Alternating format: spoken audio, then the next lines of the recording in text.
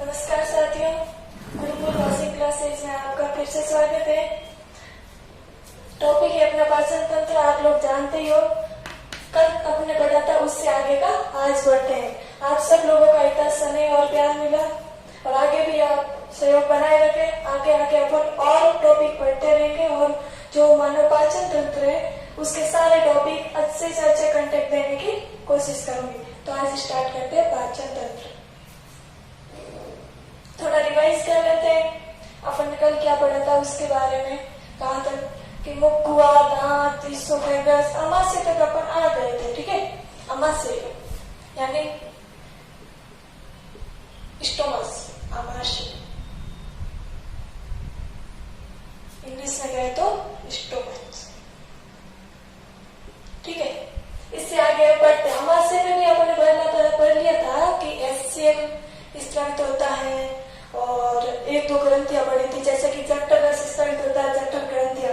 तो एचसीएल कौन स्त्रावित करती है? अपनी जो ऑब्जेक्टिव सेल होती है वो एचसीएल का स्त्रावन करती है और जठर सेल होती है जो एंजाइमों का स्त्रावन करती है। ये जो एचसीएल होता है इसका जो पीएस होता है, पीएस मान, वो होता है अम्लीय। पीएस क्या होता है कि पीएस एक स्केल होती है, उसका मान होता है 0 से लेकर 14 तक। ठीक है, 0 से 14। तो इसमें 0 से 7 तक होता है अपना अम्लीय और 7 से 14 तक होता है वो होता है अपना क्षारीय। और जो अपना 7 होता है वो क्या होता है? उदासीय। ये जो एचसीएल होता है ये पर्पल क्षारीय होता है। कैसा होता है? पर्पल क्षारीय। अगर अपन हाथ पे ऐसे रख देना तो ये हाथ को छीलते हुए गिर जाएगा, इतना पर्पल होता है। तो एक क्वेश्चन आता है यहाँ पे, तो इतना पर्पल है एचसीएल अपना हाइड्रोक्लोरिक एसिड, तो अपने शरीर का जो आमाशय है उसको नष्ट क्यों नहीं करता? बात सही है, क्योंकि ये नष्ट क्यों नहीं करता? इसमें एक झिल्ली होती है, श्लेष्मिक झिल्ली। क्या होती है श्लेष्मिक झिल्ली? या उसको कहते हैं म्यूसिलेज। म्यूसिलेज जो अपने आमाशय की जो भित्ति है, दीवार है, उसको सुरक्षित रखता है, जिसके कारण क्या होता है कि अपने आमाशय को ये एचसीएल होता है वो नुकसान नहीं पहुंचाता। अब देखते हैं कि आमाशय का एचसीएल का कार्य क्या है। इसका कोई कार्य ही होगा, ये आमाशय में है क्यों? तो इसके कार्य के बारे में पढ़ लेते हैं कि एचसीएल का क्या कार्य है अपने शरीर में। ये स्पष्ट समझ आ गया सबको? अब बात करते हैं एचसीएल।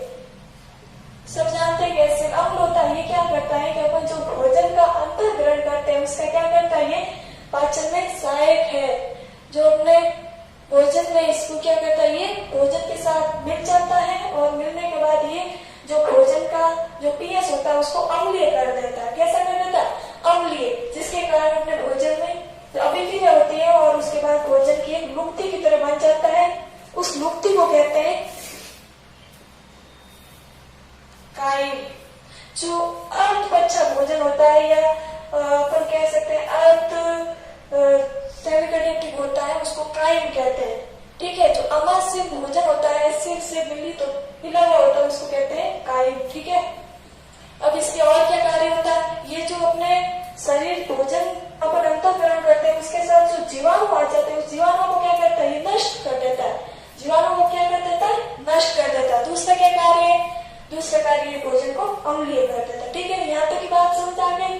दूसरी बात ये है कि कभी कभी क्या होता है कि वैसी जानकारी के लिए बता देते हैं, कभी कभी क्या होता है कि अपन का ये इसमें एक एंजाइम होता है या हार्मोन। क्या होता है? हार्मोन। आमाशय में एक हार्मोन होता है जिसका नाम है गैस्ट्रीन। इसको क्या कहते हैं? इसको कहते हैं बायोलॉजी क्लॉक, जैविक घड़ी। क्या कहते हैं? जैविक घड़ी। ये जो हार्मोन है अपना इसको जैविक घड़ी कहते हैं। अब जैविक घड़ी क्या होती है? घड़ी का कार्य क्या होता है? ये भी सब जानते हैं कि अपन को टाइम बताती है और अप टू डेट रखती है। तो इसका क्या कार्य है अपने आमाशय में? तो ये क्या करती है, जब भी अपन को भूख लगती है तो क्या होता है? ये अपने जो आमाशय होता है उसकी भित्ति होती है ना, ये अपना आमाशय है, ये बना हुआ है ना आमाशय, स्टोमच। ठीक है, इसकी जो भित्ति होती है, जो से श्लेष्मा के द्वारा घिरी हुई होती है। इसके जो भित्ति होती है उसके भित्ति से ये गैस्ट्रिन नामक हार्मोन स्रावित होता है। कब स्रावित होता है? जब कोई स्वादिष्ट भोजन देखते हैं या फिर उसकी खुशबू महसूस करते हैं, तब क्या होता है? गैस्ट्रिन स्रावित होता है। या फिर ऐसे कह सकते हैं अपने भोजन करने का जब वक्त होता है ना, उसी टाइम अपन को भूख लग जाती है। क्या लग जाती है? भूख लग जाती है। क्यों लगती है भूख? क्योंकि ये गैस्ट्रिन होता है, वो स्रावित होता है। अपन को ये बताती है कि अपन को अभी भूख महसूस हो रही है। अपन टाइम नहीं देखते तो भी अपने अंदर से ये अपन को इंडिकेट कर देता है कौन? गैस्ट्रिन की अभी भूख लगी है और खाना जरूरी है। इसलिए इसको जैविक घड़ी भी कहते हैं। और ये जब गैस्ट्रिन जो है हार्मोन है ये स्रावित होता है, तब ये जो आमाशय की झिल्ली है इसके द्वारा जो अपना HCl होता है उसको भी स्रावित करने के लिए उत्तेजित करता है। ठीक है। उसके बाद क्या होता है? अपन भोजन कर लेते हैं तो ठीक है, भोजन को पाचन की प्रक्रिया शुरू होती है। बाई चांस कभी कभी क्या होता है कि अपन भोजन नहीं करते, उस टाइम जो पेट में गुड़गुड़ होती है, बोलते हैं कि छुए कूद रहे, ठीक है, तो उस टाइम अपन भोजन नहीं करते हैं तो हमारे शरीर में क्या होता है? ये जो गैस्ट्रिन के माध्यम से अपना HCl उत्तेजित होके स्रावित हुआ था आमाशय में, उसका क्या करता है? जो अपने आमाशय की जो भित्ति होती है ना, इसको नष्ट करने लगता है। क्या करता है? नष्ट करने लगता है। उससे क्या होता है? अपने जो ये गैस्ट्रिन है ये जो भित्ति होती है उसको नष्ट करता है, और नष्ट करते हैं भोजन काफी देर तक नहीं करते तो फिर क्या होता है? गैस की प्रॉब्लम होती है। क्या होती है? गैस की प्रॉब्लम होती है, जिससे ये बहुत ही घातक हो सकता है अपने शरीर के लिए। और ये जब HCl इसको नष्ट करने लगेगा तो अपन कभी कभी कहते हैं कि आमाशय में से जलन सी होती है, या फिर उसको अपन सुनते हैं कभी कभी कि उसको अल्सर भी कहते हैं। तो वो ये होता है। इसका एक ही उपाय है, इस गैस को कम करने के लिए अपन को भोजन करना चाहिए। जब भी जैविक घड़ी अपन को सूचित करे तब अपन को भोजन करना चाहिए। ये बहुत ही हानिकारक हो सकता है। ठीक है, यहाँ तक समझ आ गई? आगे बात करते हैं इसमें से स्रावित होने वाले एंजाइम।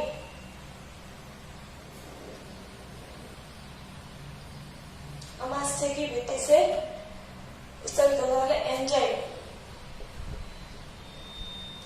एंजाइम मुख्य रूप से 3 प्रकार के होते हैं। एंजाइम मुख्य रूप से कितने प्रकार के? आमाशय में 3।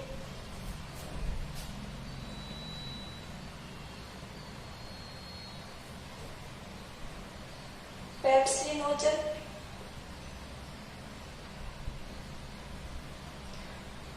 प्रोरेनिन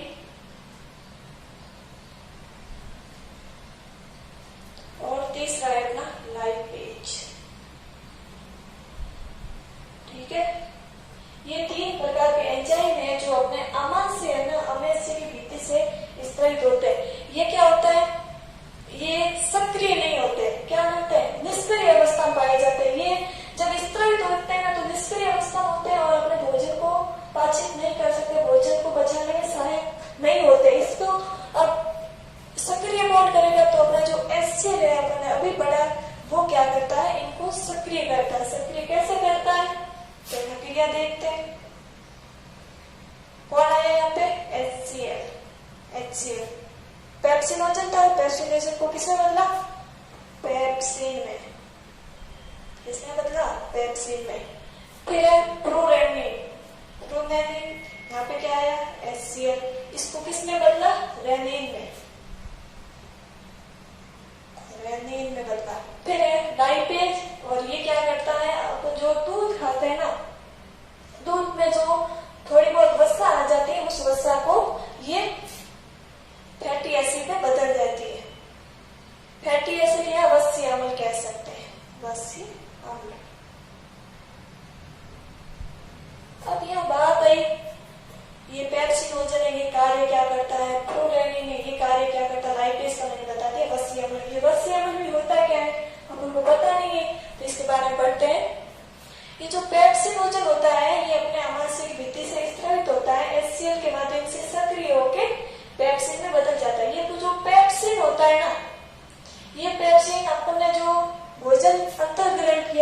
युवा के द्वारा। तो फिर मैंने कल बताया था कि 30% भोजन का जो पाचन होता है स्टार्च का, किसका? स्टार्च का पाचन। स्टार्च है वो 30% उसका पाचन हो जाता, मतलब माल्टोज में बदल जाता है, माल्टोज में बदल जाता है। ठीक है, उसके बाद जो भोजन अपने अमाशय में आता है ना, उस जो भी भोजन आता है उसको क्या करता है, ये तोड़ देता है, छोटे छोटे कणों में तोड़ देता है। मैंने पाचन की आपको डेफिनेशन बताई थी कि वृहद अणुओं को या बड़े बड़े अणुओं को छोटे अणुओं में तोड़ना ही क्या कहलाता है, पाचन कहलाता है। तो ये पेप्सिन होता है ना, ये क्या करता है, भोजन के जो भी कण जो अमाशय में आते हैं उनका क्या करता है, छोटे छोटे कणों में तोड़ देता है। ये बहुत ही स्ट्रॉन्ग होता है। इसके साथ क्या होता है, HCl तो मिला हुआ होता है, प्लस HCl तो होता ही है, तो ये भोजन के कणों को तोड़ देता है। यहाँ तक बात समझ आ गई। अब अगला है अपना प्रोरेनिन। ये रेनिन, ये भी एंजाइम है, ये क्या करता है, प्रोरेनिन, ये अपनी अमाशय की भित्ति से क्या हुआ, स्रावित हुआ, उसके बाद रेनिन में बदल गया। छोटे बच्चे होते हैं उनमें क्या होता है कि ये अमाशय तभी वो जन्म लेते हैं बच्चे, तो क्या ये जो HCl होता है वो स्रावित होना शुरू होता नहीं है, तो क्या करता है, ये रेनिन होता है, ये जो दूध, बच्चे छोटे होते हैं दूध पीते हैं, तो दूध को बचाने का कार्य करता है। वो कौन करता है बच्चों में, रेनिन। रेनिन होता है वो जन्म से लेकर 3 साल तक बच्चे होते हैं तब तक ये रेनिन स्रावित होता है, HCl का स्रावण नहीं होता है। तो ये जो रेनिन है वो दूध के पाचन में सहायक है, बड़ों में नहीं है। याद रखना, वयस्क मनुष्य में रेनिन नहीं होता है और प्रोटीन दूध को बचाने का कार्य नहीं करता। दूध में जो प्रोटीन पाई जाती है उसको बचाने का कार्य नहीं करता है। जो छोटे बच्चे होते हैं उनको बचाने, उनके जो भोजन के रूप में दूध लेते हैं उनको बचाने के लिए रेनिन एंजाइम में वो कार्य करता है। दूध को कहा जाता है कि ये सर्वा मतलब पूरा संपूर्ण रूप से आहार है, लेकिन वयस्क लोग होते हैं उनमें दूध का पाचन होता है वो, उससे अपन को जो वयस्क में यहाँ देख लेते हैं, वयस्क में दूध से प्रोटीन है वो वयस्कों में प्राप्त नहीं होते, दूसरे पदार्थ प्राप्त हो जाते हैं जैसे कि कैल्शियम है और जो पोषक पदार्थ प्राप्त होते हैं, लेकिन वयस्क में दूध से प्रोटीन प्राप्त नहीं होती है। प्रोटीन प्राप्त क्यों नहीं होती है, क्योंकि रेनिन एंजाइम होता है वो एब्सेंट होता है। किसमें, वयस्क में रेनिन एंजाइम होता है वो एब्सेंट होता है। तो फिर दूध के पाचन में और कौन सा एक होता है, तो मैंने कहा यहाँ पे एक एंजाइम होता है, दूध का पाचन होता है, देख लेते हैं, छोटी आंख होता है तो उसमें होता है एक एंजाइम लैक्टेज। लैक्टेज एंजाइम होता है, वो क्या करता है, दूध की प्रोटीन पर कार्य करता है और उसमें से जो वसा होती है उस पर कार्य करके वसा अणु में बदल देता है। ठीक है, यहाँ तक समझ आ गई। तो ये बात हो गई अपने शरीर में अमाशय में जो पाए जाते हैं एंजाइम उनके बारे में। ठीक है, यहाँ तक समझ आ गया, आगे बढ़ते हैं।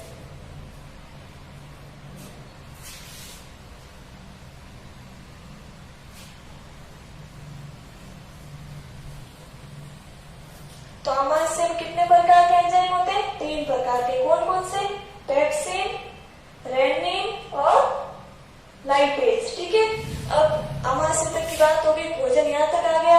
अमाशय में जो भोजन था उसका मैं नाम बताया, क्या था, काइल। उसको क्या कहते हैं, काइल। जो मुख कुआं में जो भोजन आया था ना उसको क्या कहते थे, बाइल। बाइल बाइल और अपन अपनी भाषा में कहें तो क्या कहेंगे उसको, निवाला। तो उसको क्या कहते हैं, मुख कुआं में भोजन आता है उसको बाइल कहते हैं, और अमाशय में जो भोजन होता है उसको काइल कहते हैं। इसके बाद अमाशय में बात हो गई। अमाशय के बाद भोजन का आएगा, इस वाले भाग से छोटी आंत में जो प्रवेश करेगा, ये वाला भाग है, इसको कहते हैं अपने ग्रहणी। क्या कहते हैं, ग्रहणी, जिसको इंग्लिश में कहते हैं ड्यूडेनम। क्या कहते हैं, ड्यूडेनम। ठीक है, यहाँ पे क्या होता है, एक स्पीकर पाया जाता है। जैसे कि अपने घर में प्रवेश करते हैं तो दरवाजा होता है, और बड़े बड़े घर होते हैं वहाँ क्या होता है, वहाँ पे वॉचमैन होता है। तो उसी तरह यहाँ पे भी मान सकते हैं वॉचमैन होता है, जिसको क्या कहेंगे, कार्डिक। कार्डिक ये क्या करता है, ये जो भोजन जो अमाशय में आ गया था उसके बाद वापस इसमें जाने के लिए रोकता है। ठीक है, तो भोजन जो अपने अंतःकरण किया था अमाशय में आ गया, अमाशय से वापस इसोफेगस में जाने के लिए रोकता है, उसको कहते हैं कार्डिक। और फिर यहाँ पे मैंने बात बताई आपको ग्रहणी की, ग्रहणी को कहते हैं ड्यूडेनम। तो ड्यूडेनम यहाँ पे भी वॉशमैन है, घर है, मेन गेट आया, उसके बाद जो अपने घर का डोर है, तो 2-3 दरवाजे होते हैं। उसी प्रकार समझिए कि यहाँ पे भी हम मान लो कि दरवाजे होते हैं, उसको वॉल्व कहते हैं। ठीक है, तो जो अपना यहाँ पे था स्टोमक यानी अमाशय और इसोफेगस के मध्य था, उसको तो कहा कार्डिक नाम दिया मैंने। ठीक है, फिर अमाशय से भोजन छोटी आंत में जा रहा है, तो यहाँ पे भी दरवाजा होता है, या फिर मान लेते हैं कि वॉशमैन है, तो उसको कह देंगे पाइलोरिक स्पिंडर।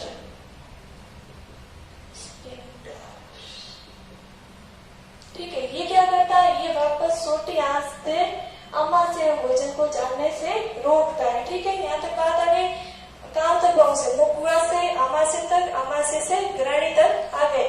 अब ग्रहणी, जहाँ से ग्रहणी और छोटी आंत जुड़ती है, यहाँ से अपनी छोटी आंत स्टार्ट हो जाती है। अमाशय की बात कंप्लीट हो गई। अब बात करते हैं छोटी आंत की।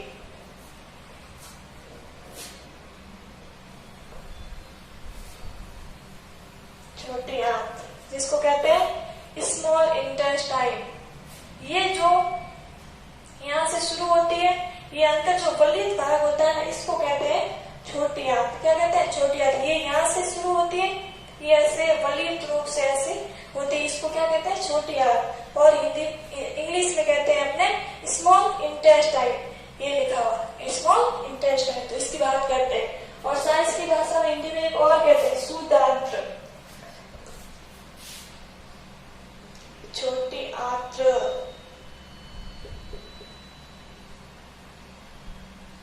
या स्मॉल इंटेस्टाइन। एक इसका और क्या नाम है, साइंस की भाषा में देखे, विज्ञान की भाषा में देखे, तो वो है सुदांत्र। सुदांत्र, सुदांत्र, सुदांत्र। इसके मेन रूप से 3 भाग होते हैं। कितने भाग होते हैं, 3 भाग। पहला है अपना ड्यूडेनम, ड्यूडेनम। दूसरा है जेजुनम, जेजुनम। तीसरा है अपना इलियम।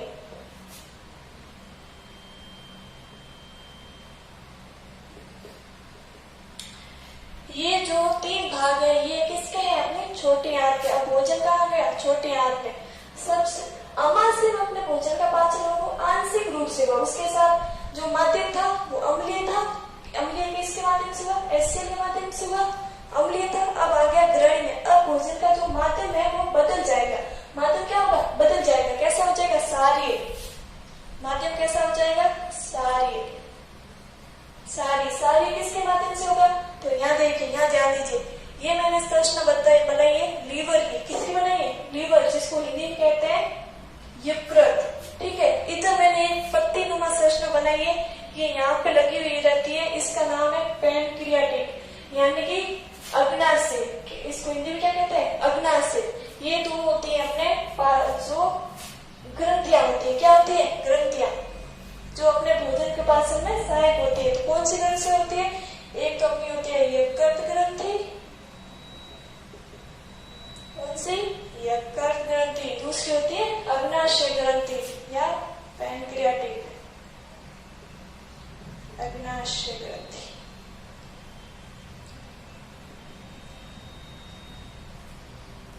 कल मैंने बताया था कि अपने भोजन में जो पाचन में सहायक होती है, वो ग्रंथियां होती है, वो 3 प्रकार की होती है। एक तो अपने पढ़ ली थी मुख में ग्रंथियां, जो 3 प्रकार की थी, मैंने कल पढ़ाया। अब अगली है जो, एक तो अपनी है लीवर वाली यकृत ग्रंथि, और दूसरी है अपनी पैनक्रियाटिक यानी अग्नाशय ग्रंथि। ठीक है, अब इनका ये भोजन को पाचित करने में किस प्रकार सहायक होती है, उसके बारे में देख लेते हैं। एक बात और, ये जो यकृत ग्रंथि होती है ना, ये अपने शरीर की सबसे बड़ी ग्रंथि है। ये क्या है, अपने शरीर की सबसे बड़ी ग्रंथि है। क्वेश्चन आ सकता है कि अपने शरीर की सबसे बड़ी ग्रंथि कौन सी है, तो कौन सी है, यकृत ग्रंथि। और दूसरा क्वेश्चन ये बनता है कि अपने शरीर की मिश्रित ग्रंथि कौन सी। मिश्रित ग्रंथि यानी अंतःस्रावी भी है और बहिःस्रावी भी है, तो वो है अपनी अग्नाशय ग्रंथि। समझ आ गया यहाँ तक। अब बात यह है कि अंतःस्रावी क्या होता है और बहिःस्रावी क्या होता है। तो अंतःस्रावी वो होते हैं जो अपना जो स्त्राव होते हैं वो सीधा रक्त के अंदर छोड़ते हैं, उनमें कोई नलिका नहीं होती है, नलिका विहीन होती है, वो होती है अपनी अंतःस्रावी ग्रंथियां। कौन सी होती है, अंतःस्रावी ग्रंथियां। दूसरी मैंने बताई बहिःस्रावी ग्रंथियां। बहिःस्रावी ग्रंथियां कौन सी होती है, वो होती है जो अपना स्त्राव है, हार्मोन या एंजाइम कुछ भी हो, वो छोड़ती है। वो किससे छोड़ती है, नलिकाओं के माध्यम से छोड़ती है, उसको कहते हैं बहिःस्रावी ग्रंथियां।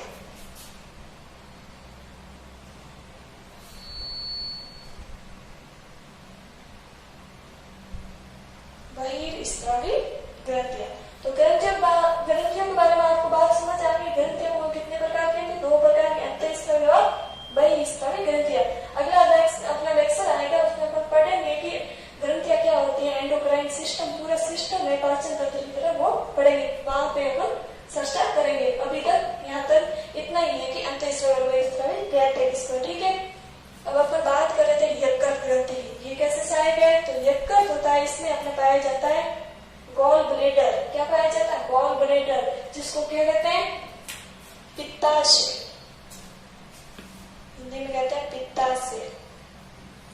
ये क्या करता है, ये पित्त रस को स्टोर करता है। पित्त रस का जो निर्माण करता है, फॉर्मेशन करता है, वो तो करता है अपना यकृत ग्रंथि। और यकृत ग्रंथि जो स्रावित पित्त रस होता है उसको संग्रहित या स्टोर करता है, वो करता है अपना पित्ताशय। कौन करता है, पित्ताशय। फिर क्या होता है, पित्ताशय ये नलिका होती है, उसके माध्यम से पित्त रस है वो अपनी ग्रहणी वाले भाग से छोटी आंत में प्रवेश करता है। ठीक है, यहाँ तक समझ आ गया। फिर अपनी अगली ग्रंथि आती है पैनक्रियाटिक यानी अग्नाशय ग्रंथि। ये क्या करती है, इसके बारे में समझते हैं। यहाँ तक समझ आ गया, ये मैं क्लियर कर देती हूँ, आगे बढ़ते हैं।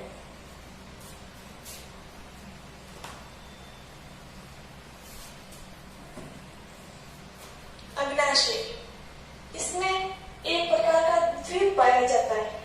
इस द्वीप का नाम क्या है, लैंगर हैंस द्वीप। लैंगर हैंस द्वीप ये किसमें होता है, अग्नाशय के अंदर होता है। ठीक है, अग्नाशय कौन सा, अपना ये अग्नाशय।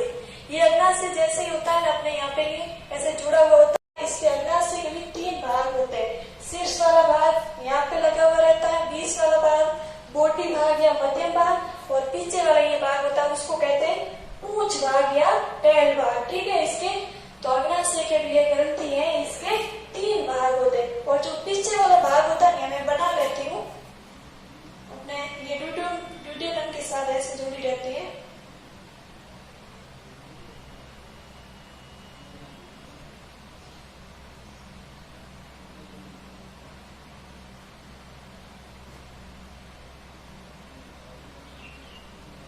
ये इस प्रकार से ड्यूटेनम यानी अपनी जो ग्रहणी होती है उसके साथ ये जुड़ी होती रहती है। कौन, अपनी अग्नाशय ग्रंथि। ठीक है, ये वाला भाग होता है यहाँ पे शीर्ष भाग कहते हैं इसको, शीर्ष भाग। ये अपने यहाँ पे जुड़ा हुआ रहता है और यहाँ से जैसे ही रस आते हैं और इसमें आते जाते हैं और यहाँ से आगे जाते हैं। ठीक है, ये 20 वाला भाग है, इसको कहते हैं बॉडी भाग या मध्यम। फिर है ये टैल भाग यानी पूंछ भाग। ठीक है, ये जो पूंछ वाला भाग होता है, यहाँ पे संरचना पाई जाती है इस प्रकार से। ये संरचना क्या होती है, इसका नाम होता है पलिहा। मैं नाम लिख लेती हूँ, पलिहा। पलिहा क्या होती है, स्प्लीन, इसको इंग्लिश में कहते हैं स्प्लीन। ये क्या होती है, इसका क्या कार्य होता है, तो इसका कार्य ये होता है कि अपने शरीर में जो रक्त है ना, रक्त के भी 3 प्रकार की कणिकाएं होती है। कौन कौन सी, आरबीसी यानी लाल रक्त कणिका, डब्ल्यूबीसी यानी श्वेत रक्त कणिका, और तीसरी अपनी प्लेटलेट्स यानी डिंबाणु। तो अपनी जो आरबीसी है, मैंने अभी बताया,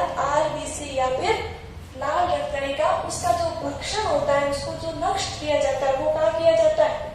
पल्लिया के अंदर किया जाता है। कहाँ किया जाता है? पल्लिया के अंदर किया जाता है। और ये जो आरबीसी होती है इसका जो जीवन काल होता है वो होता है 120 दिन का। कितना होता है? 120 दिन का। ये सारा आगे रक्त परिसंचरण तंत्र आएगा उसमें अपन चर्चा करेंगे। ठीक है, यहाँ तक ये समझ आ गया पल्लिया। और इसका क्या कार्य होता है? जो नवजात शिशु होते हैं उनमें रक्त का जो निर्माण होता है वो कहाँ होता है? अपनी पल्लिया में होता है। कहाँ होता है? पल्लिया में, स्प्लीन में होता है। और जो वयस्क होते हैं उनके उनमें जो रक्त का निर्माण होता है वो कहाँ होता है? वो होता है बोन मेरो में। बोन मेरो किसमें होता है? बोन मेरो में। इसको हिंदी में कहते हैं अस्थि मज्जा, यानी कि जो अपने अस्थियां होती हैं उसके मध्य वाला भाग होता है उसके अंदर रक्त का निर्माण होता है, उसको कहते हैं अस्थि मज्जा या बोन मेरो। तो यहाँ तक ये बात आगे समझ आ गई। ये आगे अपन और चर्चा करेंगे। ठीक है, अब इसकी बात करते हैं। इसमें होती है लैंगरहैंस द्वीप। इसके अंदर लैंगरहैंस द्वीप पाए जाते हैं और इसके अंदर 3 प्रकार की कोशिकाएं होती है। कितने प्रकार की? 3 प्रकार की। ये जो अपना लैंगरहैंस द्वीप है ये 3 प्रकार की कोशिकाएं सेल इसमें पाई जाती है। कौन कौन सी होती है? पहली है अपनी अल्फा सेल या अल्फा कोशिका, दूसरी है अपनी बीटा सेल और तीसरी है अपनी डेल्टा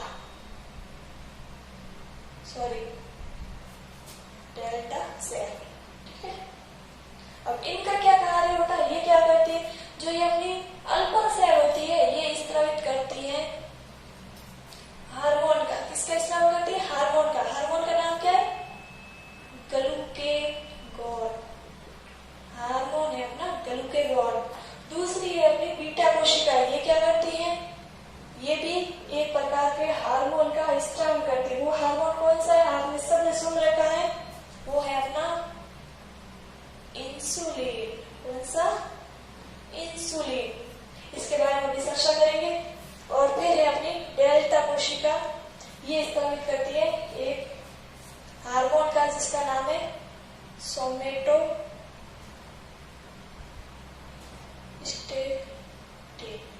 ठीक है, ये 3 प्रकार की कोशिकाएं हो गई। शुरुआत से देख लेते हैं।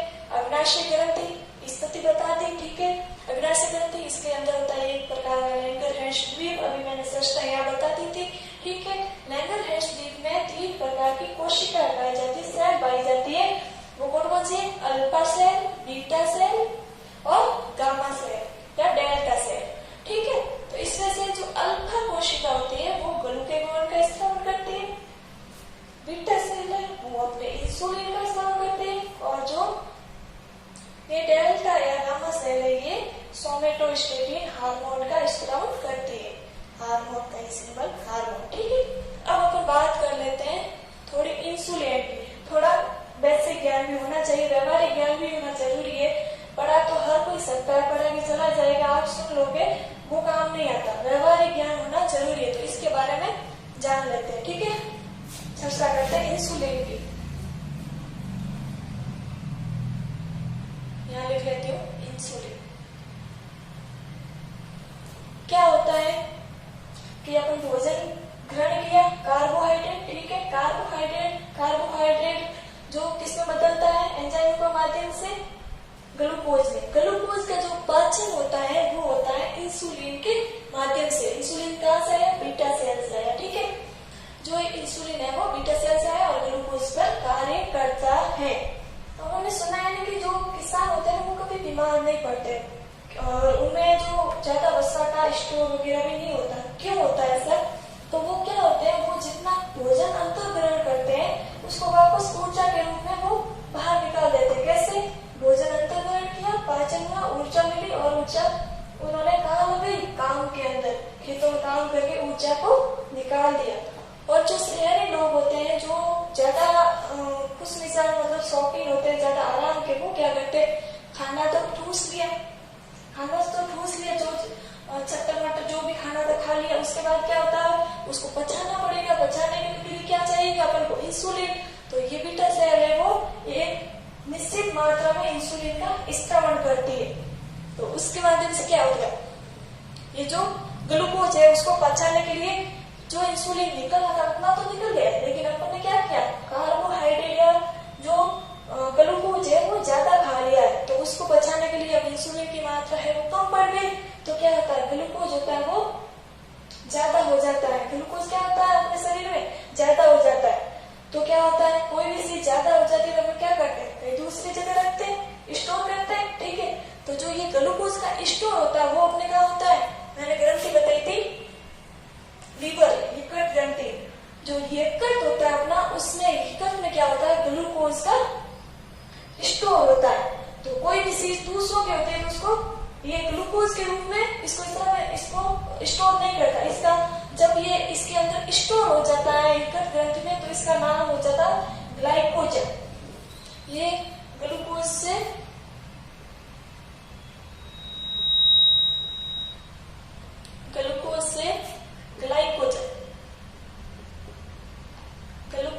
ग्लाइकोजन में बदल जाता है। और ग्लाइकोजन होता है वो अपने शरीर में यकृत में स्टोर रहता है, ठीक है। उसके बाद क्या होता है, कितना स्टोर करेगा, आखिर रूम की जो साइज है उसके अंदर उतना माल भर दिया, उसके बाद वो भर जाएगा तो उसमें और तो कुछ नहीं रख सकते ना, तो कितना करेगा।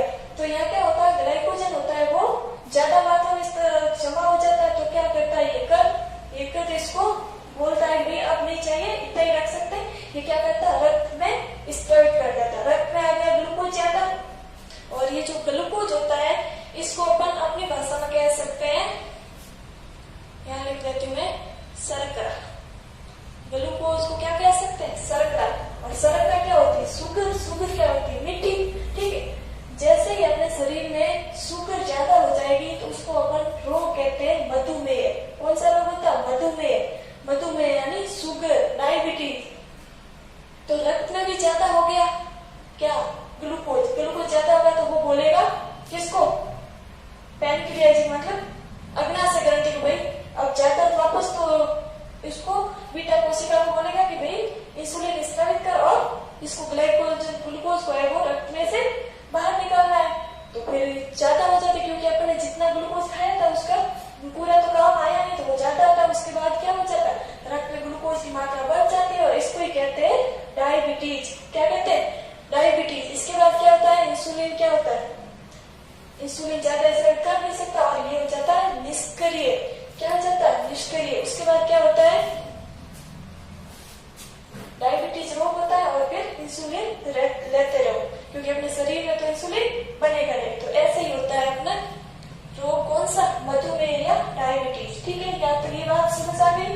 अब अपन बात कर रहे थे पैनक्रियाटिक या लीवर ग्रंथियां, जो सहायक ग्रंथियां होती है, जो अपने भोजन को, जैसे ये छोटी आंत में है तो उसको कैसे कर लेती, सारी। अब माध्यम कैसा हो गया, सारी। कहाँ हो गया, छोटी आंत में।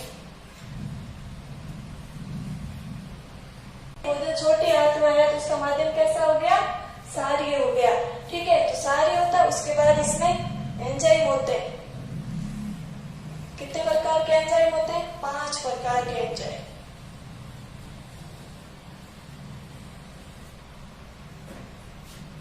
अपन कह सकते हैं कि 5 प्रकार के सुपरमैन है। कौन कौन से है वो देख लेते हैं। ये कहाँ की बात हो रही है, छोटी आंत यानी शुद्ध आंत्र की। इसमें क्या होता है, एंजाइम। कितने प्रकार होते हैं, 5 प्रकार के। कौन से, लाइपेज। पहला कौन सा है, लाइपेज। दूसरा एमाइलेज। तीसरा सुक्रेज।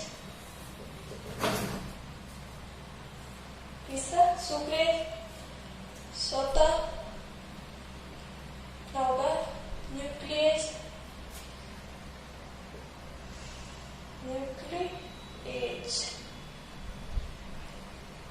और 5वां हो गया माल्टेज। ठीक है, ये 3 प्रकार के होते हैं अपने एंजाइम। ये मैं क्लियर कर देती हूँ, इसके बारे में समझा देती हूँ ये एंजाइम कैसे भोजन को पचाते हैं।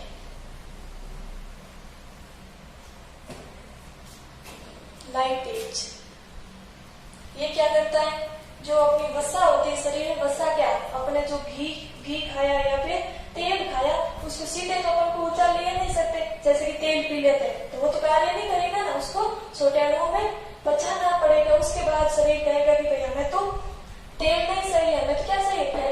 नहीं चाहिए। जो अपनी वसा होती है उस पर कार्य करता है अपना लाइपेज एंजाइम, और लाइपेज एंजाइम कार्य करके यहाँ मैं लिख लेती हूँ लाइपेज। ये लाइपेज वसा पे कार्य किया, लाइपेज, और वसा को किसने तोड़ दिया, इसने फैटी एसिड या वसीय अम्ल। और किसने तोड़ दिया, प्लस मोनोसैकेराइड।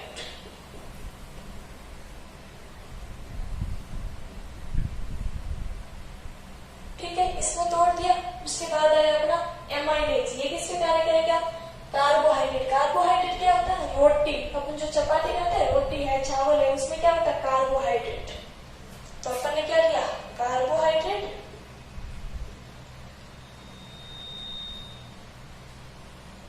कार्बोहाइड्रेट में कार्य किसने किया, एमाइलेज। एमाइलेज ने कार्य किया और किसमें बदलेगा, ग्लूकोज में। किससे बदला, ग्लूकोज में। ठीक है, फिर अपना आया लाइपेज। एक और होता है, वो बाद में बताते हैं, सुक्रेज। ये क्या करता है, सुक्रोज पर कार्य करता है। किस पर कार्य करता है, सुक्रोज पे। कौन करता है, सुक्रेज। और किसमें बदलता है, अपने ग्लूकोज और ग्लेक्टोज। इससे बदल देता है। कौन कार्य करता है, सुक्रोज। सुक्रोज पे कार्य कौन करता है, अपना सुक्रेज एंजाइम, और बदलता है किसमें, ग्लूकोज और ग्लेक्टोज। उसके बाद न्यूक्लिएज। ये क्या होता है, ये किस पे कार्य करता है, ये अपना है न्यूक्लिक एसिड होते हैं। कौन से, डीएनए और आरएनए। डीएनए और आरएनए, डीऑक्सीराइबोन्यूक्लिक एसिड और राइबोन्यूक्लिक एसिड। ये जो अपने आनुवांशिक नाम सुना होगा, वंशागति, उसके बारे में तो आगे बढ़ेंगे तो बताएंगे। तो ये जो वाहक होते हैं आनुवांशिकता के, वो डीएनए और आरएनए। इसमें कार्य कौन करता है, न्यूक्लिएज। और किसमें तोड़ देता है, न्यूक्लियो। एक होता है अपना न्यूक्लियोटाइड, एक होता है टाइड, और एक होता है न्यूक्लियोसाइड।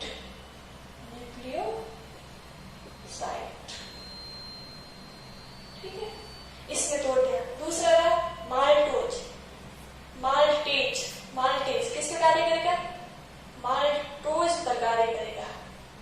माल्टोज पर कार्य करेगा कौन, माल्टेज, और बदलेगा किसमें, ग्लूकोज में। ये क्यों बदला, क्योंकि अपन ने खाया क्या था, घी, दूध, दही, रोटी, जो भी खाया था वो अपना शरीर सीधे अवशोषित नहीं कर सकता। इसलिए क्या किया, अपने शरीर में जो छोटे हाथ में थे एंजाइम ने क्या किया, इनको तोड़ दिया। अपने कार्बोहाइड्रेट खाया तो उसको ग्लूकोज में तोड़ा, कि हमें तो कार्बोहाइड्रेट नहीं चाहिए, हमें क्या चाहिए, ग्लूकोज। तो ग्लूकोज अपने शरीर में अवशोषित होता है। उसके बाद क्या खाया, अपने वसा खाया। तो वसा में क्या खाया, दूध, घी खाया, घी और तेल खाया। तो उसका क्या हुआ, वो सीधे तो अपने शरीर में अवशोषित कर नहीं सकता। तो वो किसमें टूटे, अपने फैटी एसिड या वसा अम्ल में टूटे, और वो अपने शरीर में अवशोषित होते हैं और रक्त के माध्यम से पूरे शरीर में जाते हैं, और फिर जीव द्रव्य के माध्यम से ऊर्जा का निर्माण करते हैं। ठीक है, उसके बाद अपने क्या खाया, प्रोटीन किससे प्राप्त होती है, जैसे दाल है, दूध है, उनसे प्राप्त होती है। तो प्रोटीन पर भी एक कार्य करता है एंजाइम, उसका नाम है ट्रिप्सिन। एक है ट्रिप्सिन, एक है इरेप्सिन। इरेप्सिन और एक है प्रोटीएज। कौन सा, प्रोटीएज। प्रोटीएज क्या करता है, प्रोटीन पर कार्य करता है कौन, प्रोटीएज। और किसमें तोड़ता है, अमीनो अम्ल में। ये जो प्रोटीएज एंजाइम होता है वो प्रोटीन को किसमें तोड़ देता है, अमीनो एसिड, इसमें तोड़ देता है। और ये जो ट्रिप्सिन होता है, ये ट्रिप्सिनोजन होता है, और इसके बाद में ये ट्रिप्सिन में बदलता है। किसके माध्यम से, अपनी छोटी आंत होती है, वो एक प्रकार के रस स्त्रावित करती है। उस रस का नाम है इंटेरोकाइनिन। ये क्या करता है, अपनी आंत्र है वो स्त्रावित करती है, और इस जो ये ट्रिप्सिनोजन होता है उस पर कार्य करती है, और ट्रिप्सिन भोजन को ट्रिप्सिन में बदल देती है और ट्रिप्सिन है वो अपनी प्रोटीन पर कार्य करता है और प्रोटीन का पाचन करता है। तो यहाँ तक प्रक्रिया समझ आ गई। अपने भोजन अंतःकरण किया, किस तरह पाचन हुआ, क्या हुआ वो समझ लिया। तो अपने आमाशय में तथा भोजन का आंशिक पाचन होता है। उसके बाद भोजन आया छोटी आंत में। छोटी आंत में क्या होता है, पूरी तरह से अपना जो पाचन होता है वो छोटी आंत में हो जाता है। कहाँ हो जाता है, छोटी आंत में। छोटी आंत में 3 भाग होता है, मैंने ड्यूडेनम, जेजुनम और इलियम।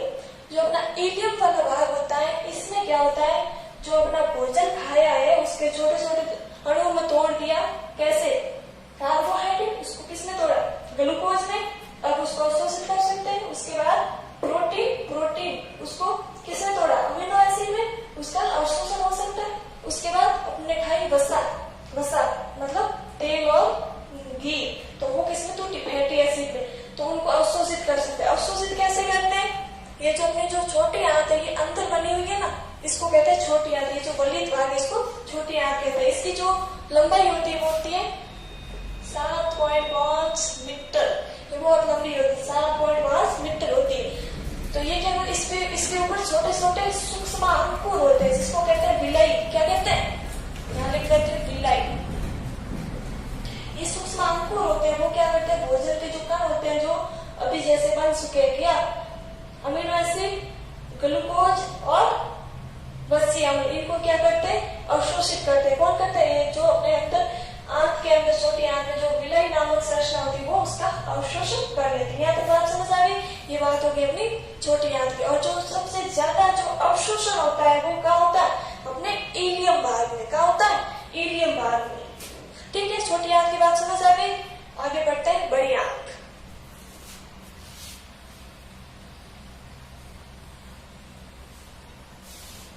अगला है अपना बड़ी आंत, लार्ज इंटेस्टाइन, बड़ी आंत, लार्ज इंटेस्टाइन। ठीक है, अब बात आई बड़ी आंत की। अब यहाँ क्या होता है, अब पहले मैंने जो इसके वॉल्व बताए थे उसी प्रकार यहाँ पे भी है। यहाँ पे कौन सा है,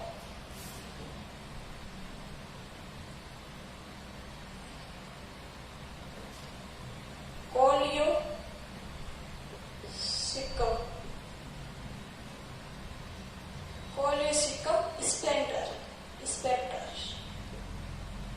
ये क्या करता है, ये जो भोजन अपनी बड़ी आंत में आ गया है उसको छोटी आंत में जाने से रोकता है। ये एक प्रकार का वॉल्व होता है। ठीक है, बात करते हैं बड़ी आंत की। बड़ी आंत में भी 3 भाग होते हैं। कौन कौन से,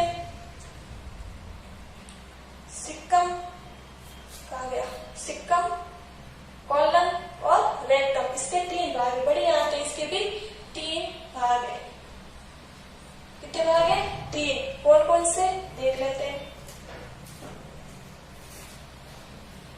पहला है सिक्कम, दूसरा है कॉलन, तीसरा है रेक्टम। ये 3 प्रकार के भाग होते हैं। किसके होते हैं, बड़ी आंत में।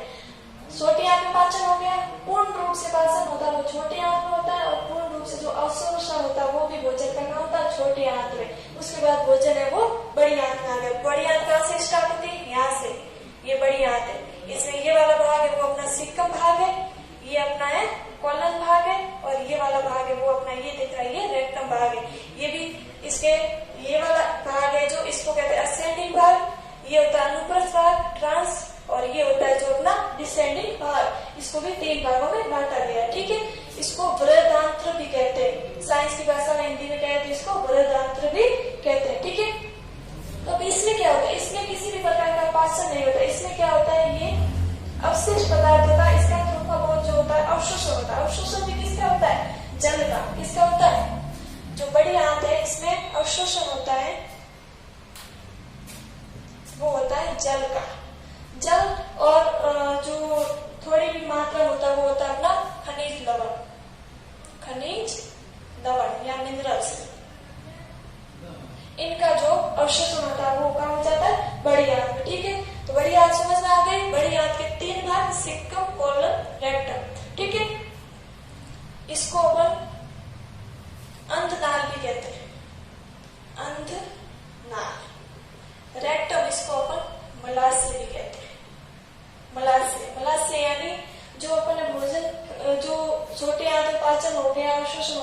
बाद जो अवशिष्ट पदार्थ रहता है उसको क्या कहते हैं, मल कहते हैं। और मल होता है वो अपने मलाशय में क्या होता है, मलाशय में अपना स्टोर हो जाता है और उसके बाद बाहर जो बहिस्रावित कर लिया जाता है। बहिस्रावित कहाँ से होता है, एनस। तो लास्ट भाग होता है अपना, वो होता है एनस यानी गुदा द्वार। ठीक है, गुदा द्वार कहाँ जुड़ा रहता है, अपना कॉलन वाला भाग होता है उससे रेक्टम से जुड़ा रहता है एनस। और इसके बाद एक ये भाग होता है यहाँ पे, उसकी बात कर लेते हैं। यहाँ तक समझ आ गया। आगे बात करते हैं अपेंडिक्स की। एक अपने होता है अपेंडिक्स, नाम सबने सुना है अपेंडिक्स। ये जो यहाँ पे ये छोटी सी संरचना दिखाई दे रही है, ये है अपने अपेंडिक्स। अपने मानव शरीर में मैंने अभी बताया था आपको, सिक्कम या अंतनाल और कॉलन और जिसको कहते हैं अंतनाल और दूसरा है अपेंडिक्स, परिशेषिका, इसको हिंदी में कहते हैं परिशेषिका। ये दो भाग ऐसे हैं जो अपशिष्ट है, मतलब इनका शरीर में कोई कार्य नहीं है, अवशिष्ट रूप से इनका कोई शरीर में कार्य नहीं है। ये अपने जो शाकाहारी जीव होते हैं उनमें क्या कहते हैं, ये सेलुलोज होता है उसका पाचन में कार्य करते हैं, अपने शरीर में इसका कोई कार्य नहीं है, ये अपशिष्ट है, मतलब इनका कोई कार्य नहीं है, ऐसे ही है। ठीक है, तो इनमें कभी कभी क्या होता है, इसमें जीवाणु इन्फेक्शन हो जाता है तो क्या होता है, ये सूज जाती है और इसमें स्वेलिंग आ जाती है, जिससे क्या होता है अपेंडाइटिस रोग हो जाता है, जिसके कारण इसको हटा दिया जाता है और बाहर निकाल दिया जाता है। कहते हैं अपेंडिक ऑपरेशन, तो वो ही है अपेंडिक्स। ये अपने शरीर में इसका कोई कार्य नहीं होता है। कभी कभी क्या होता है, इन्फेक्शन या जीवाणु इन्फेक्शन या सूजन आ जाती है तो इसमें फिर इस पेट में दर्द होता है, ये अपने दाई साइड होता है शरीर के और इसको निकाल दिया जाता है। ठीक है, यहाँ तक समझ आ गया। ये बात होगी अपेंडिक्स। तो अपने कौन से अंतनाल और अपेंडिक्स, ये दोनों भाग होते हैं, वो क्या होते हैं, अपशिष्ट होते हैं, इनका अपने शरीर में कोई कार्य नहीं होता। तो ये था अपना पूरा पाचन, समझ आएगा, पूरा अपने पढ़ लिया 2 भागों में। तो thank you so much, like share और सब्सक्राइब जरूर करें।